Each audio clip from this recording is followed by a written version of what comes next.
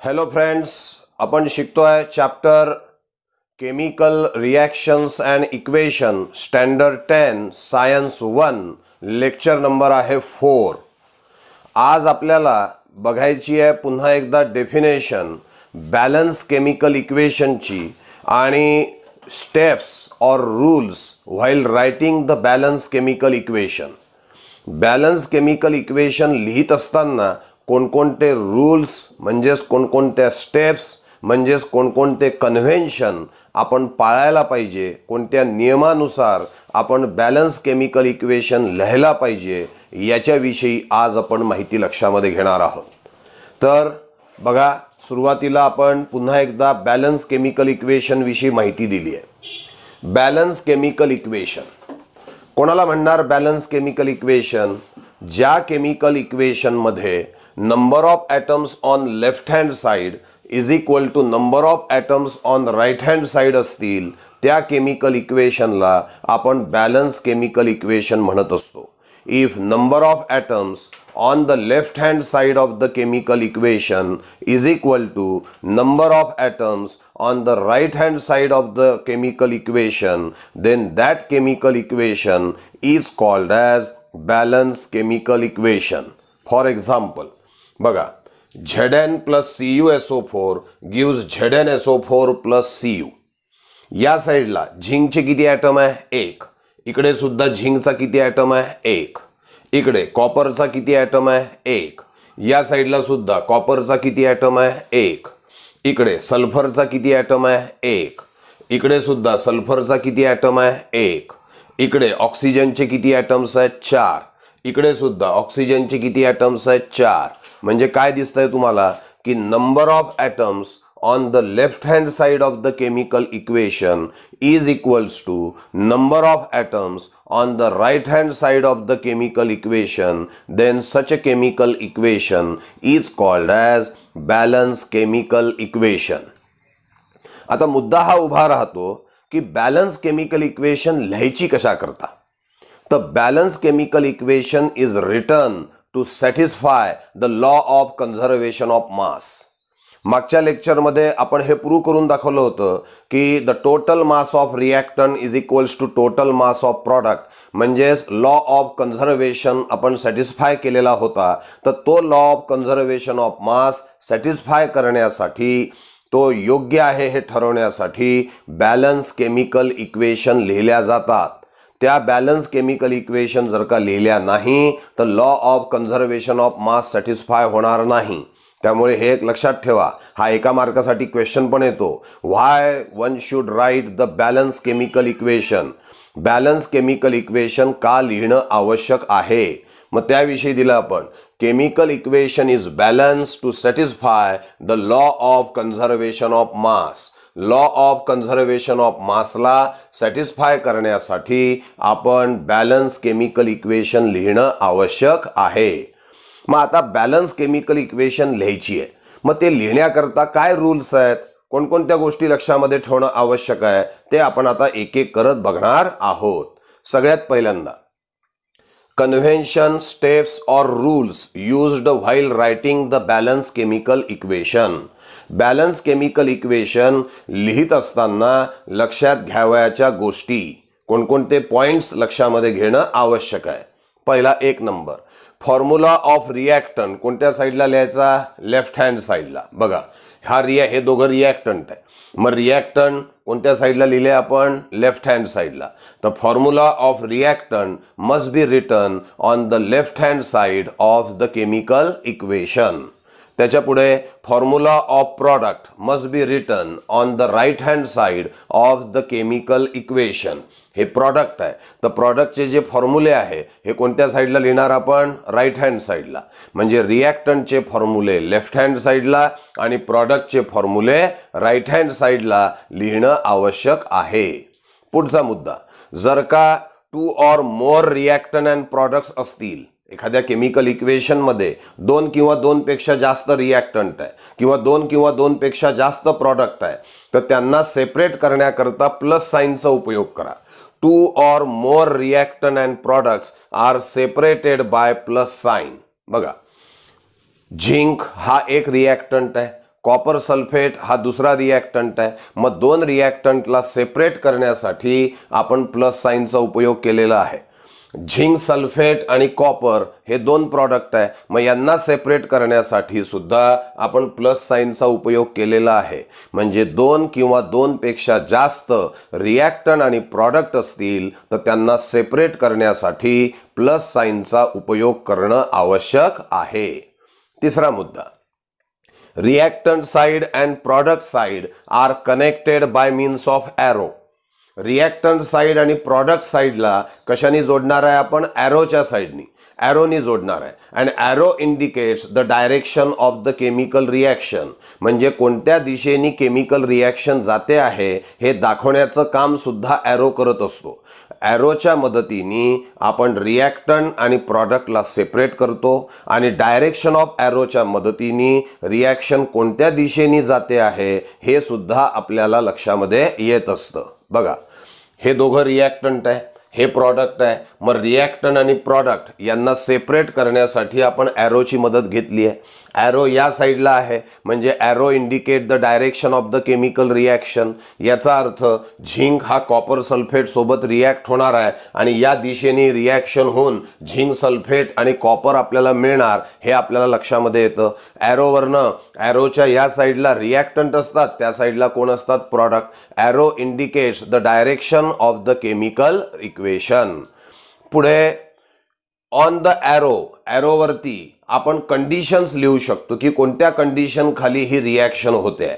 मग कंडिशन कुठल्या कुठल्या असतात? तर ही रिॲक्शन कोणत्या टेम्परेचरला होते आहे, किती प्रेशर दिल्यावरती ही रिॲक्शन होते आहे, कोणता कॅटलिस्ट वापरल्यावरती ही रिॲक्शन होते आहे, का हीट दिल्यावरती रिॲक्शन होते आहे, हे आपल्याला कसं समजेल? तर ॲरोवरती ती कंडिशन लिहिली जाते. उदाहरणार्थ बघा, ही रिॲक्शन करत असताना कॅल्शियम कार्बोनेटला हीट देणं आवश्यक असतं. मग हीटसाठी हा सिम्बॉल वापरतात ट्रायंगलचा. मग CaCO3 ॲरोवरती हीट दिली आहे म्हणजे याचा अर्थ याला हीट दिल्यावरतीच रिॲक्शन झाल्याचं दिसून येईल. किंवा इथे बघा, व्हेजिटेबल ऑइल आणि हायड्रोजन गॅस यांची रिॲक्शन आपल्याला करायची आहे. मग ही रिॲक्शन कोणत्या कंडिशनमध्ये होते? तर टेम्परेचर ठेवावं लागतं 60 डिग्री सेल्सिअस आणि कॅटलिस्ट वापरावा लागतो निकेल. तर ज्या कंडिशन आहे की ती कंडिशन ठेवली तरच रिॲक्शन होणार आहे, त्या कंडिशन ॲरोवर लिहिण्याची पद्धत आहे. मग कंडिशनमध्ये असतं टेम्परेचर, प्रेशर, कॅटलिस्ट, हीट, या ज्या काही गोष्टी आहे या ॲरोवर लिहा. म्हणजे बघितल्याबरोबर समजतं की या कंडिशन असतील तरच ही रिॲक्शन होणार, अदरवाईज ही रिॲक्शन व्यवस्थित होणार नाही. लक्षात येत आहे ना? तर हा आपण एक मुद्दा सांगितला. On arrow condition, temperature, pressure, catalyst are mention. हीटसाठी ट्रायंगलचा सिम्बॉल वापरतात. एक मुद्दा अजून लक्षात घ्या, रिॲक्शनचे आपण दोन प्रकार पाडू शकतो, एक्झोथर्मिक आणि एंडोथर्मिक. एक्झोथर्मिक म्हणजे काय? तर ज्या रिॲक्शनच्या दरम्यान हीट रिलीज होते. एंडोथर्मिक म्हणजे काय? तर ज्या रिॲक्शनच्या दरम्यान हीट वापरली जात असते. जर का रिॲक्शन एक्झोथर्मिक असेल आणि जर का रिॲक्शनच्या दरम्यान हीट रिलीज होत असेल तर that must be written on the product side. ते प्रॉडक्ट साइडला तुम्ही मेन्शन करायला पाहिजे. काय वाक्य दिलंय बघा, if heat is release then it is written on product side. उदाहरण सांगतो बघा, या ठिकाणी झिंकची कॉपर सल्फेट सोबत जेव्हा रिॲक्शन होते ही एक्झोथर्मिक रिॲक्शन आहे. या रिॲक्शनच्या दरम्यान हीट बाहेर पडत असते म्हणून आपण काय दिलं? Zinc reacts with copper sulphate. He reaction झाल्यावरती आपल्याला झिंक सल्फेट मिळतो, कॉपर मिळतं आणि त्याचबरोबर एक्झोथर्मिक रिॲक्शन असल्यामुळे एनर्जी बाहेर पण पडते म्हणून प्लस हीट आपण इथे दिलेलं आहे. मग जर का रिॲक्शनच्या दरम्यान हीट रिलीज होत असेल तर रिलीज होणारी हीट ही प्रॉडक्ट साइडला आपण लिहिणं आवश्यक आहे. आतापर्यंत कुठले कुठले मुद्दे बघितले आपण? पहिले सांगितलं रिॲक्टंटचा फॉर्म्युला लेफ्ट हँड साईडला लिहा, प्रॉडक्टचा फॉर्म्युला राईट हँड साईडला लिहा. दोन किंवा दोनपेक्षा जास्त रिॲक्टंट आणि प्रॉडक्ट असतील तर त्यांच्यामध्ये प्लस साईन द्या. रिॲक्टंट आणि प्रॉडक्ट यांना सेपरेट करण्यासाठी ॲरोचा उपयोग करा. Arrow indicates the direction of the reaction. ॲरोवरती तुम्ही कंडिशन मेन्शन करू शकता. टेम्परेचर, प्रेशर, कॅटलिस्ट, हीट अशा कंडिशन तुम्ही ॲरोवर द्या. जर का रिॲक्शन एक्झोथर्मिक असेल आणि रिॲक्शनच्या दरम्यान जर का हीट रिलीज होत असेल तर ती रिलीज होणारी हीट तुम्ही प्रॉडक्ट साईडला लिहिली पाहिजे. असे मुद्दे आतापर्यंत आपण बघितलेले आहेत. पुढचे मुद्दे बघा, physical state must be return. Solid असेल समजा रिॲक्टन आणि प्रॉडक्ट, त्याच्या पायाशी ब्रॅकेटमध्ये एस लिहा ब्रॅकेटमध्ये. जर का तो रिॲक्टन प्रॉडक्ट लिक्विड असेल तर एल लिहा, गॅस असेल तर जी लिहा, पाण्यामधलं ॲक्वियस सोल्युशन त्याचं असेल तर एक्यू लिहा. म्हणजे सॉलिडसाठी एस, लिक्विडसाठी एल, गॅससाठी जी, ॲक्वियससाठी एक्यू. अशा फिजिकल स्टेट त्या रिॲक्टर आणि प्रॉडक्टच्या पायापाशी ब्रॅकेटमध्ये आपण मेन्शन केल्या पाहिजे. उदाहरण बघा, झिंक सॉलिड आहे मग पायाशी एस लिहिलं. कॉपर सल्फेट ॲक्वियस आहे पायाशी एक्यू लिहिलं. झिंक सल्फेट ॲक्वियस मिळणार आहे आपल्याला, पायाशी एक्यू लिहिलं. कॉपर हा सॉलिड स्टेटमध्ये मिळणार आहे, पायाशी एस लिहिलेला आहे. बरोबर आहे. म्हणजे त्यांच्या फिजिकल स्टेट सॉलिडसाठी एस, लिक्विडसाठी एल, गॅससाठी जी, ॲक्वियससाठी एक्यू हे आपण त्यांच्या पायाशी मेन्शन करणं आवश्यक आहे. पुढे दिलाय स्पेशल इन्फॉर्मेशन जर का काही असेल तर ती सुद्धा तुम्ही त्या फॉर्म्युल्याच्या खाली लिहू शकता. इव्हन रिॲक्टन आणि प्रॉडक्ट यांचे नावं सुद्धा फॉर्म्युल्याच्या खाली लिहू शकता. उदाहरणार्थ समजा आता या ठिकाणी तर काही स्पेशल कंडिशन नाही, पण एखाद्या रिॲक्शनमध्ये सल्फ्युरिक ॲसिड वापरलं असेल, मग हे सल्फ्युरिक ॲसिड कॉन्सन्ट्रेटेड आहे की डायल्यूट आहे हे त्या H2SO4च्या खाली लगेच ब्रॅकेटमध्ये लिहायचं. H2SO4 पायाशी लिहिलं कॉन्सन्ट्रेटेड, म्हणजे समजतं की हे कॉन्सन्ट्रेटेड H2SO4 वापरलं आहे. किंवा H2SO4 पायाशी लिहिलं डायल्यूट, डायल्यूट पूर्ण लिहित नाही, DIL असं लिहितात. तर पायाशी DIL लिहिलं म्हणजे ते डायल्यूट आहे, म्हणजेच त्या ठिकाणी त्याचं कॉन्सन्ट्रेशन खूप कमी आहे.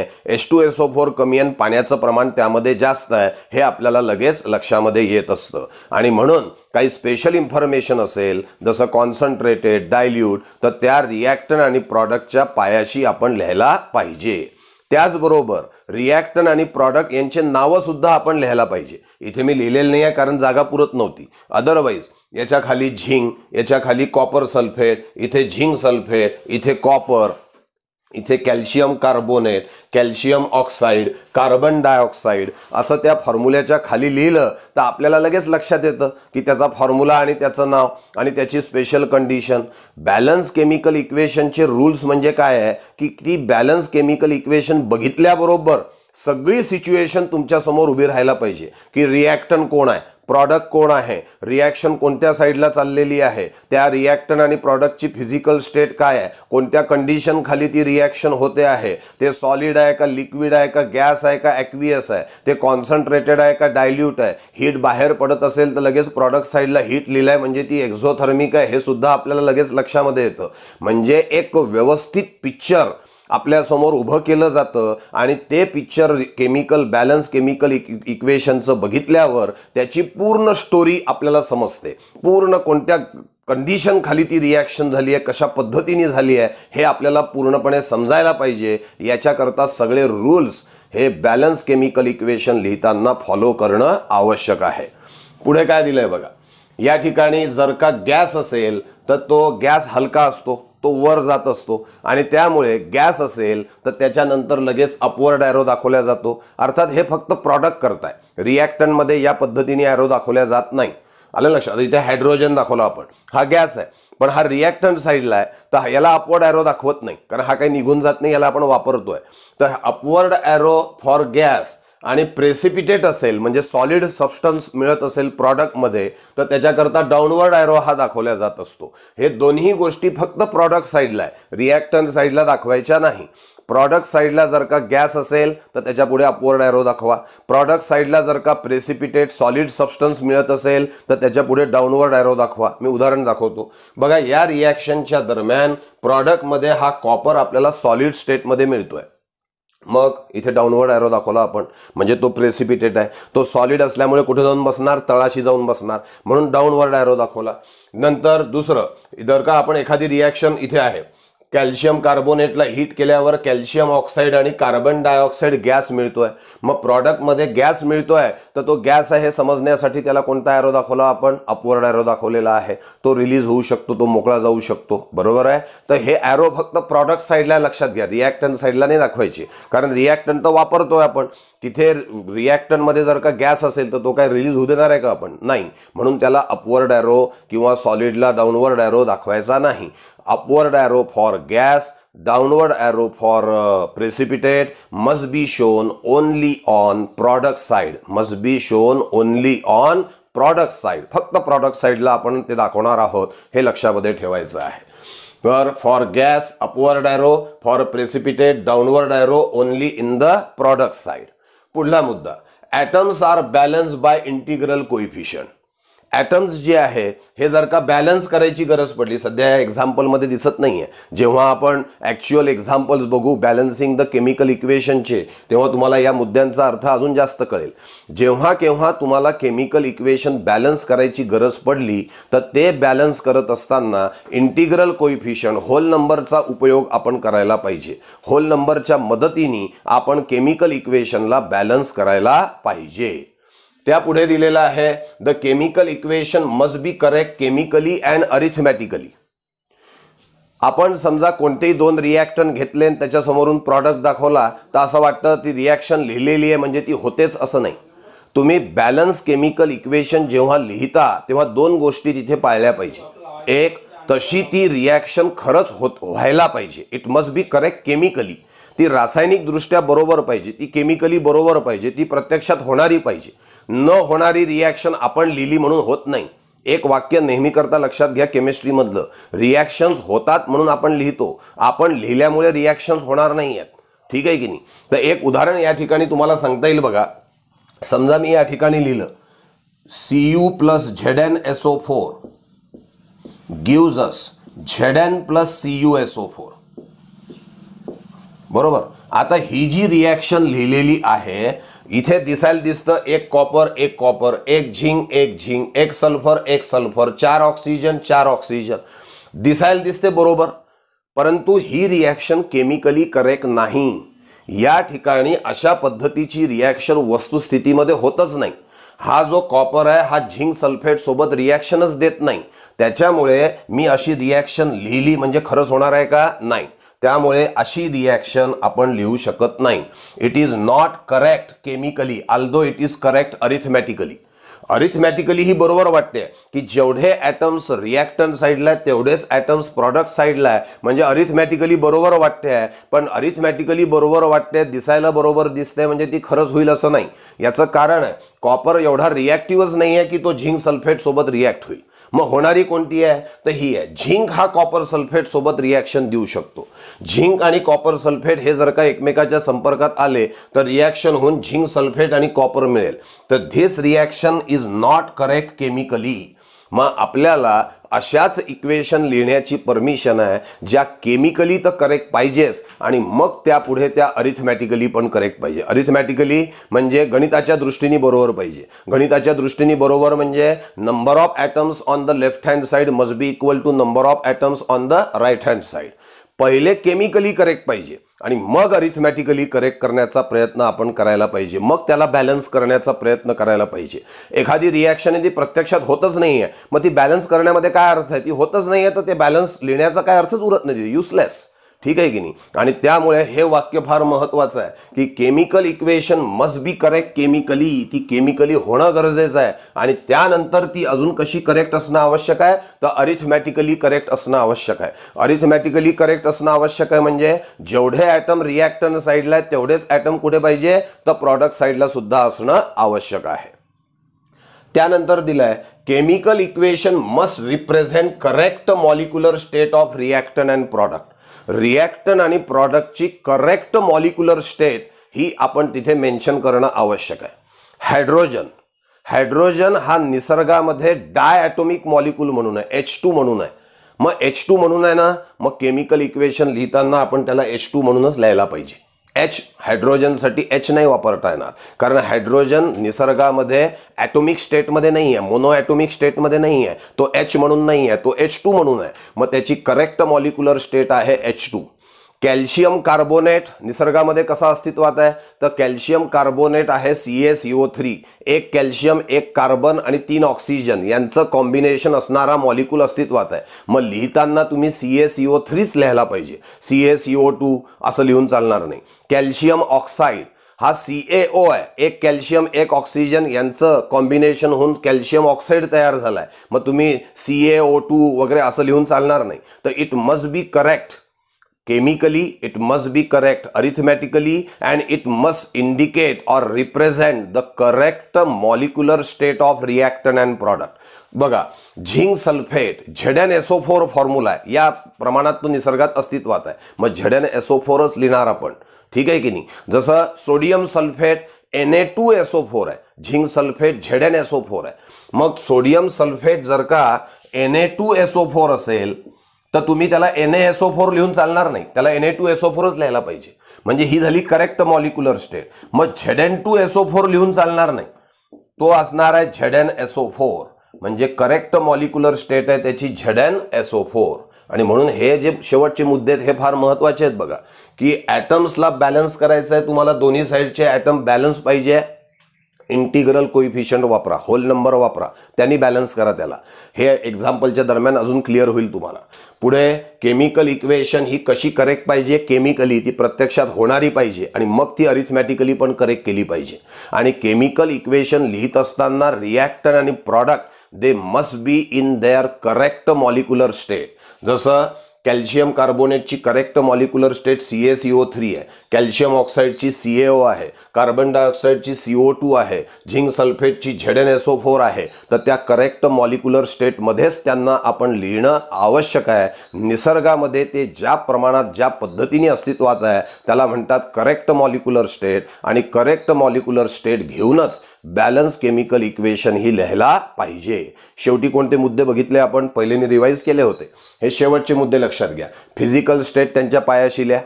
दुसरा सांगितला स्पेशल इन्फॉर्मेशन असेल त्यांच्या खाली लिहा, कॉन्सन्ट्रेटेड, डायल्यूट, बरोबर आहे. रिॲक्टंट आणि प्रॉडक्टचे नावं सुद्धा त्याच्या खाली लिहा. नंतर गॅस असेल तर अपवर्ड ॲरो, प्रेसिपिटेट असेल तर डाऊनवर्ड ॲरो, हे फक्त प्रॉडक्ट साईडला असेल, रिॲक्टंट साईडला नाही. नंतर ॲटम बॅलन्स करताना इंटिग्रल कोइफिशियंटनीच बॅलन्स करा, होल नंबरनीच बॅलन्स करा. केमिकल इक्वेशन ही केमिकली करेक्ट पाहिजे पहिले, आणि मग ती अरिथमॅटिकली पण करेक्ट पाहिजे. आणि रिॲक्टंट आणि प्रॉडक्ट हे त्यांच्या करेक्ट मॉलिक्युलर स्टेटमध्ये पाहिजे. म्हणजे या 10 मुद्द्यांचा विचार करून आपण बॅलन्स केमिकल इक्वेशन व्यवस्थित लिहू शकतो. 3 उदाहरणं दिलेत आपण. पहिले दिले Zn plus CuSO4 gives ZnSO4 plus Cu plus heat. यात कोणकोणत्या गोष्टी पाहिल्या आपण, या साईडला रिॲक्टंट, या साईडला प्रॉडक्ट. एकापेक्षा जास्त रिॲक्टंट होते प्लस साईन, एकापेक्षा जास्त प्रॉडक्ट होते प्लस साईन दिलेली आहे. ॲरो दाखवला आपण रिॲक्टंट कडून प्रॉडक्टकडे, arrow indicates the direction of the chemical reaction. त्यापुढे फिजिकल स्टेट त्यांची मेन्शन केलेली आहे. त्याच्यानंतर प्रेसिपिटेट असल्यामुळे डाऊनवर्ड ॲरो प्रॉडक्ट साईडला दिलेला आहे. रिॲक्शन एक्झोथर्मिक आहे, हीट बाहेर पडते आहे म्हणून प्रॉडक्ट साईडला हीट आपण लिहिलेलं आहे. याचे नावं सुद्धा इथे खाली लिहिता आले असते तुम्हाला. दुसरं एक्झाम्पल आहे CaCO3S, ॲरोवरती heat, calcium oxide solid plus CO2 gas.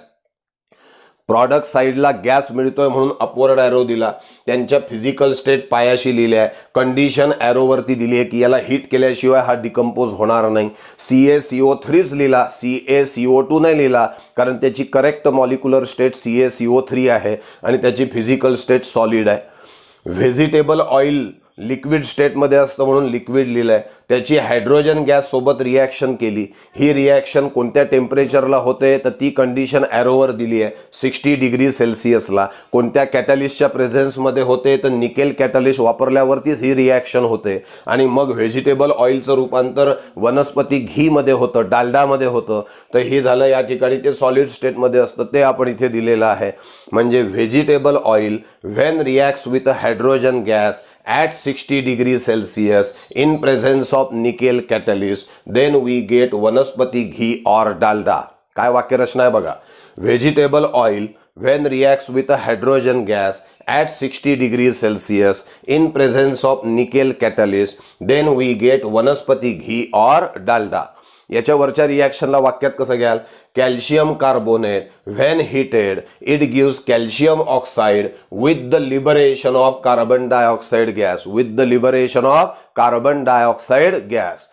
शेवटची रिॲक्शन ही zinc when reacts with a copper sulfate, then we get zinc sulfate along with precipitate of copper. Here heat is liberated during the reaction, hence this is exothermic reaction. So all this is about the steps while writing the balance chemical equation या सगळ्या स्टेप्सची मदत घेऊन पुढच्या लेक्चरमध्ये आपण chemical equation कशा balance करायच्या हे आपण शिकणार आहोत. हे रूल्स व्यवस्थित वाचा, याचा व्यवस्थित अभ्यास करा, लिहून बघा, म्हणजे पुढचं जे लेक्चर आहे कशा केमिकल इक्वेशन बॅलन्स करायच्या हे तुम्हाला व्यवस्थित समजेल. थँक्यू.